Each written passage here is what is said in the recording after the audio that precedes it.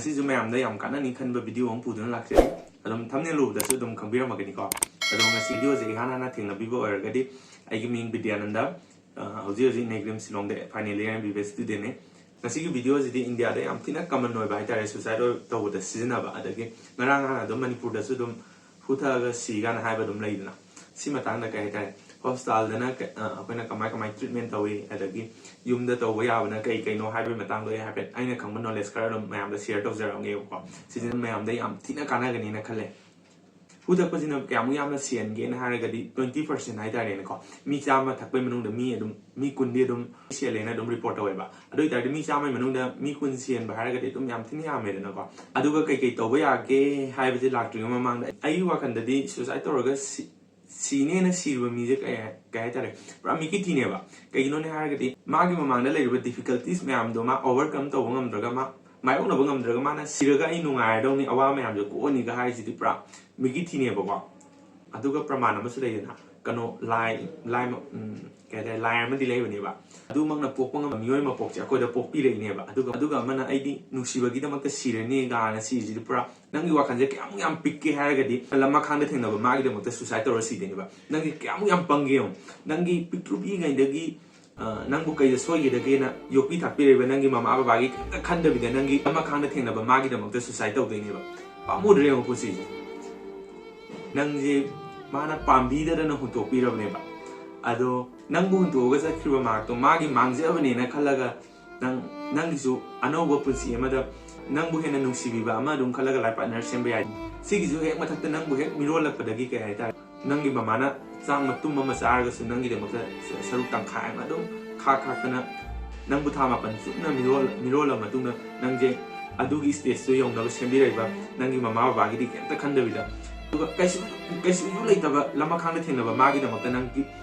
thwai thai ni ga hai du di yam tina pamu je hai tare ko di nang di si ro ba matung da kai tare mana ma ba har ga di RIP rip har ga dum no sangai ma di ma gi ano bu nu sine ja ba ma du ga dum nungai na dum lai ga ni nang di kem lai hor kan di sin ado aina si hai je kai tare yam tina nu si ja ba mi adagi yam tina pamu ja ba gi hai ni ko ado ti or ga jo thaura kan kai kai to ya ga ha ai dum hai ja ga ko Poison je ko na sarang na makana ni thong na khato pe ko corrosive habam ga adagi non corrosive ha ga di kai kai ta ka de ko na acid ka na hai je do non corrosive te di me am to thang nai ba ko na til ja the ga ha ja ko op poisoning hai ba ko organophosphorus poisoning na ado na ko first to ba ya je hu tha ma ga di hu thai ba mi du gi dress ko kai first ha na change to pi ba adu ga ma gi body da kai da sa gi til ja to dairam ma ga di ising na dum seng na sam to pi ba ta kai no na ha ga di ma je akoina thakpa ga ta suna ta na unja da gi ju kai su dum subsalo ko sala ga dum magi action je dum tore hai ta aduga akoina hu tha ga mi si na hai je kem ta na te ba na sa gi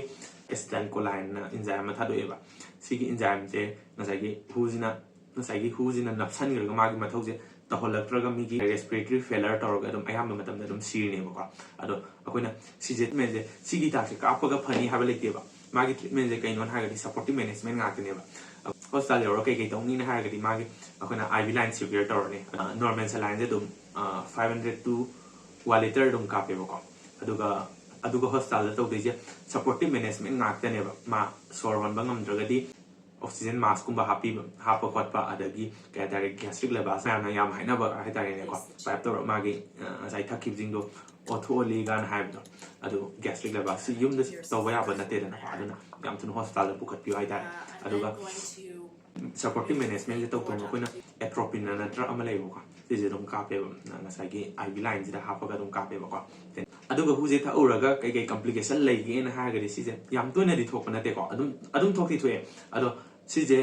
karam kana thok ke na ha ga hu tha ura ma tung da ma je hing ga ha ga su 2 to 3 weeks ki ma tung da dum thole ba kai no ha ga ma muscle paralysis tor pa chat pangam da ba adagi kujeng kai dum sumaina list stroke kan ha ba ka sigumba dum paralysis tor ba si gi ju yam ma gi yam pharak tai je ma gi hidak lai te ba ko